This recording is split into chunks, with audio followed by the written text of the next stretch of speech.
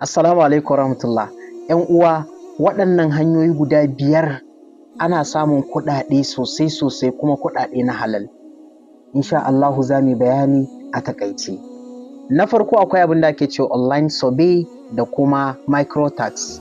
Waɗansu website ne waɗanda za ka je ka yi rijista da su, ka dinga gwada abin da suka ɗora, imma application, imma kuma ka dinga sharing musu na wani abu da suka baka zuwa inda suka ce suna buƙatan kai sharing. Idan kai sharing kana da adadin kuɗi kaza. Irin haka za ga mutum ya tara kuɗaɗe masu yawa. Akwai irin su Swagbox, akwai irin su wato Naira Workers, akwai irin su Owo Daily, akwai irin su Fedwork, suna nan da yawa. Na biyu akwai selling digital products. Selling digital products shine ka dinga sayar da wani abu wanda ba abu ne na taɓawa ba, misali kamar littafi PDF ko kuma application ko kuma waɗansu ababe wanda za ka dinga sayarwa online ta hanyar waɗansu website. Waɗannan website ɗin za su baka dama, ko kuma courses ma, wani faɗakarwa ne, wani ilimi za ka yi ka haɗa guri guda ka dinga sai da mutane. Irin su Gumroad suna ba da irin wannan daman, irin su FTC, irin su wato Seller, duka suna ba da wannan daman.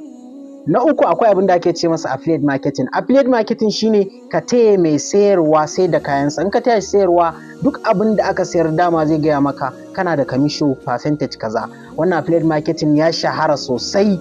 Akwai irin su wato na duniya, akwai irin su Clickbank, a nan Afirka akwai irin su Seller, akwai irin su Expertmia, akwai irin su wato Sales, akwai irin su TechCut, wanda za ka ɗauki abu ne kawai ka je ka tallata, in an siya kana bacci komin tsawon lokaci za a cire maka kasanka a sauƙaƙe kenan. Na hudu akwai abin da ake ce masa content creation. Shine kamar yanzu abin da nake yanzu, ina kan wani platform ne da nake faɗakar da ku, nake ilmantar da ku. Gwargwadon yadda ake bibiya, gwargwadon yadda su masu platform ɗin suka ga ƙoƙari na ko na cika sharaɗin su, gwargwadon daman da za su bani na samu ta hanyar su waɗannan platform ɗin. Akwai Facebook, Instagram, da YouTube, da TikTok, da dai sauransu. Sannan na biyar shine freelancing.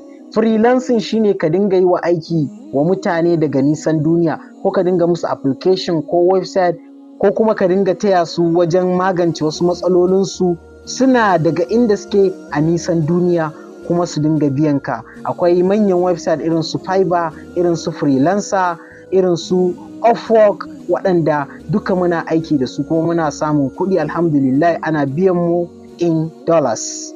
‘Yan uwa, da fatan za ku yi liking, ku yi sharing. Wanda kuke so kuma mu fara magana a kansu cikakken bayani, to ku yi comment a ƙarƙashin wannan bidiyo, insha Allahu sai mu ɗauke shi daki mu bayani. Wassalamu alaikum wa rahmatullahi ta'ala wa barakatuh.